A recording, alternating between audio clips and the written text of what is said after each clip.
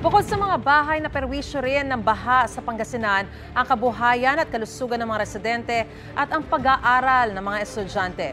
Alamin natin ang latest na sitwasyon doon sa unang Balita Live ni Russell Simorio ng GMA Regional TV. Russell.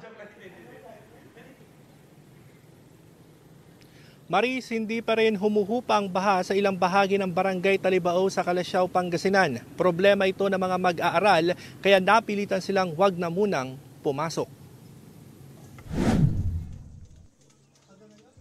Hindi na umuulan pero lubog pa rin sa baha ang ilang bahay sa Barangay Talibao, Calasiao, Pangasinan. Sa Sitio 3, 13 bahay ang lubog sa lagpas binting baha. Pag di na ulan, di nalalalim.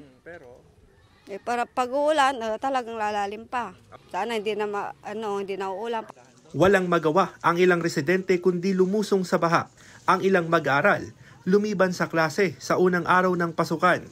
Wala raw kasi silang magamit na bota. Kasi baha, hindi kami makapasok. Delikadong lumusog.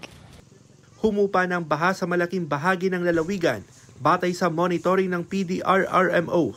Gayunman, nananatiling nasa above normal ang antas ng Marusay River sa Calasiao at Agno River sa bahagi ng Bugalyon.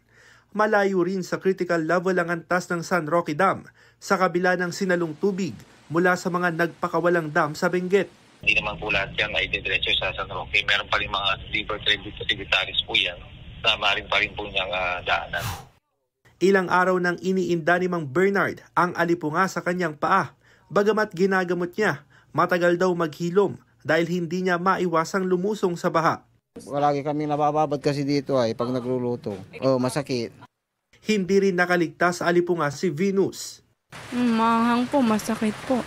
Tiniyak ng Pangasinan Provincial Health Office na may mga supply ng gamot sa health centers at sa mga pagamutan.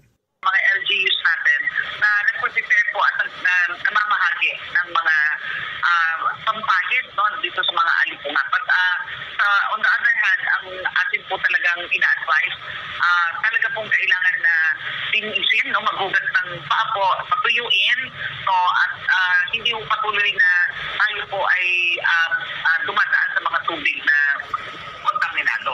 Panawagan ng health authority sa publiko, kung hindi maiwasang lumusong sa baha, ay magsuot ng bota o anumang proteksyon sa paa.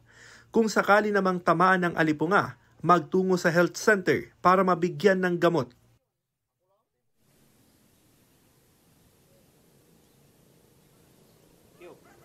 Marisa, ngayon possible na ang mga kalsada sa Pangasinan batay yan sa monitoring ng PDRRMO. Nakauwi na rin sa kailang mga tahanan ang mga residenteng inilikas sa mga evacuation center. Alam ang problema na lang ngayon, Maris, ay yung paglilinis sa mga residenteng naapektuhan ng pagbaha sa kailang mga bahay dahil sa putik.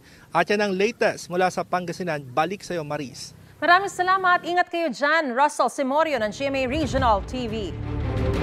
Mga kapuso, para una ka sa mga balita, mag-subscribe sa GMA Integrated News sa YouTube.